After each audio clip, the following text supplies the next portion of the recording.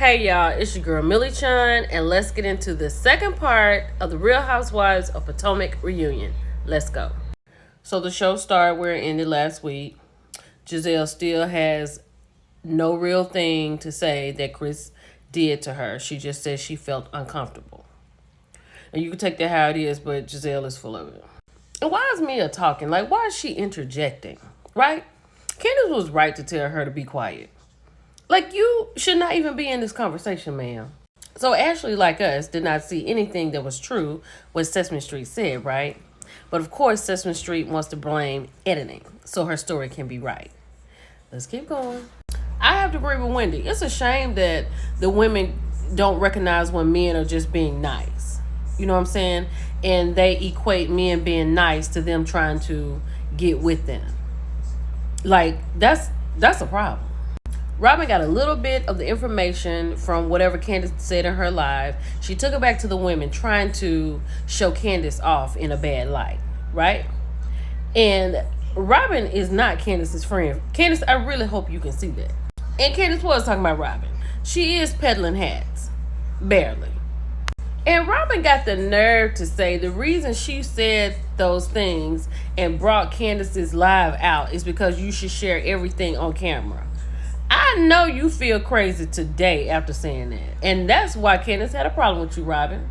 Karen finally speaks. And then when she speaks, she says something crazy. Because she said Wendy Williams was her inspiration. But then she says she was inspired by Carol Burnett. That's crazy. P.S. Giselle really did have a storyline, right? She had a real storyline that could really help women. I've said that before. And the fact that she gonna sit here and tell Andy that she don't want to talk about it, and Andy told her no, he is fed up. Like, the whole reunion is better than the entire season. This is ridiculous. Giselle and Robin just don't like Wendy, right? It's clear. Giselle pointed to her and said that. Like, what has she really done to you, Giselle, that you have not done to everybody else? Not Robin trying to talk about the age difference between Jason and Giselle. You might need an age difference to get you some energy, because we know what's going on over there at your house. Absolutely nothing. One's roommate. When Mia gets to talking, like, it's lies. It's all lies. Like, I literally don't believe anything she says. I just believe what I see when it comes to her. Mia is a liar. And whatever she trying to pull up about Wendy and Peter, it is a lie. I haven't been there. I just know she lying. I'm going on to part 2. Be back. Hey y'all, it's your girl Millie Chun. Real Housewives of Potomac part 2. Let's go. Yeah, I don't even know where to go with this part 2, but I'm going to go right here. That is really messed up what Giselle said about Wendy. Right?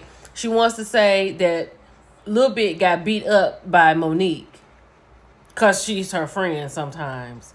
But it doesn't matter what happened to Wendy because she doesn't like her. So she doesn't care. Giselle, that's messed up. And you go get some back for that. And anytime Robin opens her mouth, it is the most ridiculous alphabets that are put together to form words for me. I cannot with Robin. And I think we all need to agree on this, is that Robin is extremely aggressive. Extremely aggressive.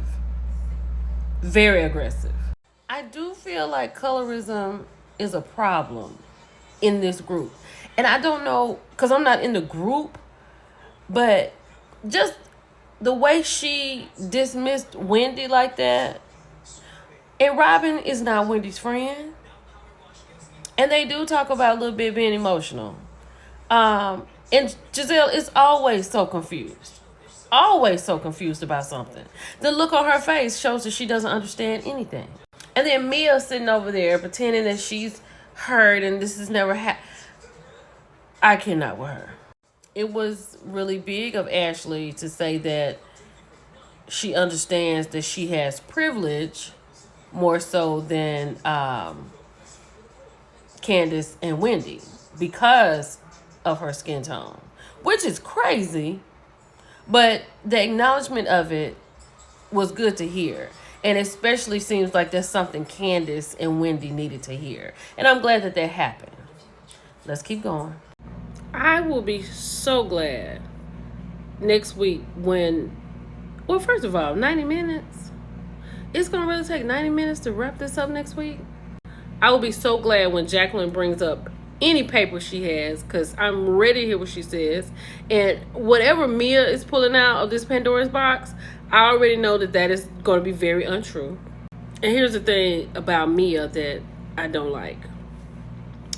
Mia and Jacqueline are supposed to be friends. Like, clearly Mia was living in Jacqueline's home when she didn't have anywhere to go, right? So the phrase "close your legs to marry men" is what triggered Jacqueline. Now, I don't know if Jacqueline was doing that, but if she was, Mia, you was wrong to say that. And that's why your friend mad at you right now. We can talk about it. It's your girl, Millie Chun. Bye, y'all. It's your girl, Millie Chun. And I feel like I have a little bit more to talk about from last night. Let's go. Let me go to Mia, right? So Mia wants to throw back some words because Wendy had thrown some facts toward her, about how she got lobster and everything. The fact that she would say that Wendy was messing with Peter Thomas is crazy. Peter Thomas? Eddie is accomplished. He's a great dad. He's handsome. And he gonna have his job tomorrow. Like, I feel like his job is not in jeopardy. Mia, once again, you should have just, like Candace told you, just shut up.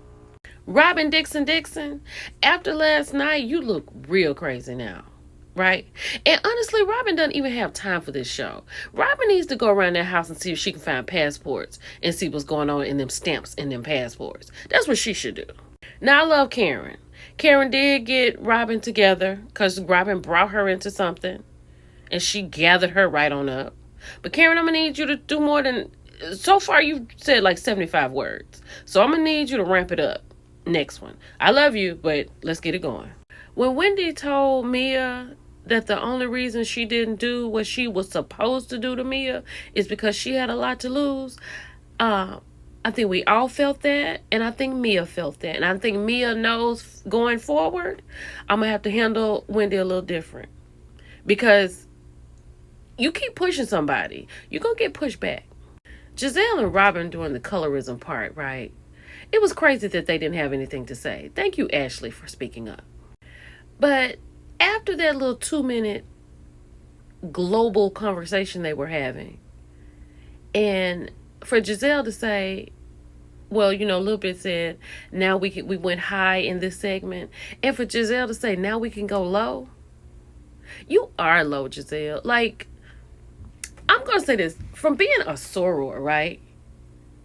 For you to just sit here and say, I don't like her. I don't care if anything was thrown at her. I don't care how she felt because I don't like her. Just as a soror, you should have just shut your mouth. That's crazy. And Andy, why didn't you call Nicki Minaj to have this colorism conversation with these women of color? Nicki Minaj is not doing anything. She got somebody at the house that can keep the baby. He ain't going nowhere. And Nicki probably need to get out the house. She would have been perfect. You had on there once, you should have had on there again. I'm disgusted with Giselle from here on out. It's your girl Millie Chun. We can talk about it. Hey, y'all. It's your girl Millie Chun. Child. Now, I don't know how true this is, right? I don't know how true this is. But this is One Dixon, right? Is that Robin when her hair was red? Could that have been Robin? Like, could that be Robin? Because what it's saying is spotted hugging, arms around each other in a laundromat last Monday when CSU played NSU in Virginia. This woman is the director of athletics at CSU. Now, I'm not saying that this is... Okay, let's say it's not Robin. Let's say it is the athletic director, right? At this point, with everything that's going on, one don't need to have his arms around nobody. He already don't put him around Robin. He definitely don't need him around nobody else. So I'm not really sold on this, right? I mean, it's out there because she out there. But I feel like this could have been Robin, you know, this season when her hair was dark and she had that dark lipstick on. Like, she wore her hair part in the middle, pulled to the back. So it could be her. But it could not be. Y'all, after last night's episode of the reunion, I am disappointed to the highest disappointivity of them all. Like, what do y'all think? Y'all think this is Robin? Because it looks like it could be Robin. But this is what's out now. One was spotted hugging this woman in a laundromat. In a laundromat? A laundromat? This, and the fact that he's in a laundromat, what are we thinking about this? Are we reaching? This is from Bravo Breaking News. Y'all, we need to talk about this. I am traveling, and as soon as I get myself situated, we just gonna have to go live, child.